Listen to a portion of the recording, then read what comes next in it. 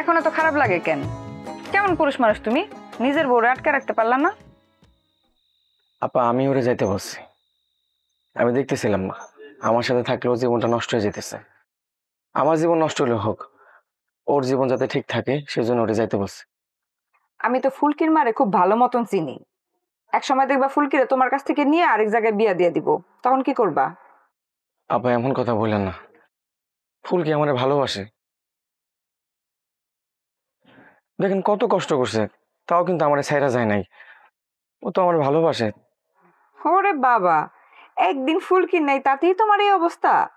তুমি তো দেখি তারা ছাড়া থাকতেই পারবা না। আমার কষ্ট হলে আমার থাকতেই বাপা। আচ্ছা, তোমার কি ফুলকির সাথে কথা হয়?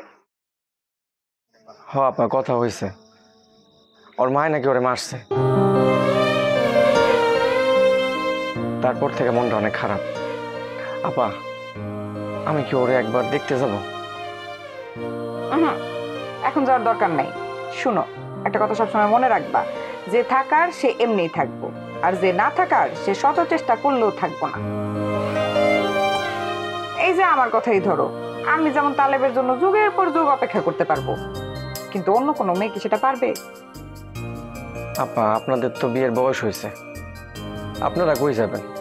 অপেক্ষা করার ছাড়া তো আপনাদের কোনো উপায় নেই।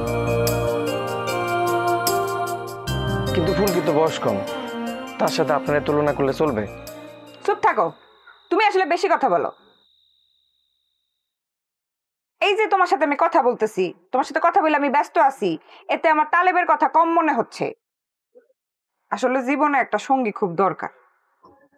আপা ফুলকে নিয়ে কোনো ঝামেলা হইলে আমার দিকটা আপনি দেখবেন তো?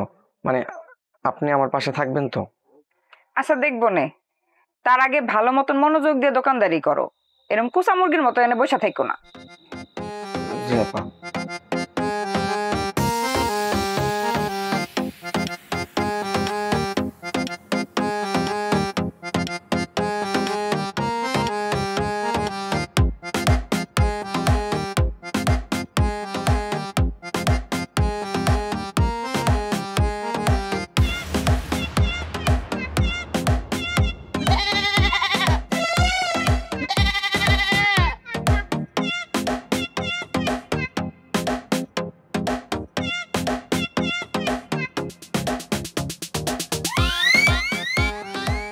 আরে ছাগল, তোর ডাকটা সেটা হয়ে গেলাম পাগল, তাই তো কাছে আসলাম। এই সুযোগে ছাগলটা চুরি করে ফেলাই। আপাতত এক জায়গায় নিয়ে আটকা রাখলাম, কয়দিন পর বেঁচে দিলাম। অনেকদিন পর কিন্তু প্র্যাকটিসটা করতে হইতেছে। আচ্ছা ছাগল যে আমি এখানে চুরি করবো, কেউ তো সন্দেহ করবো না, না প্রশ্নই আসে না। পকেটে আমার টাকা পরিমাণ কম, তুলাবাড়ি বাড়িতে যে করবো সেটা তো করা ঠিক হইব না। দেখি তো না, ঠিক আছে ঠিক আছে।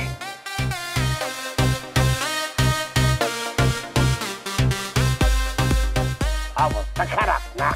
কেডা রে?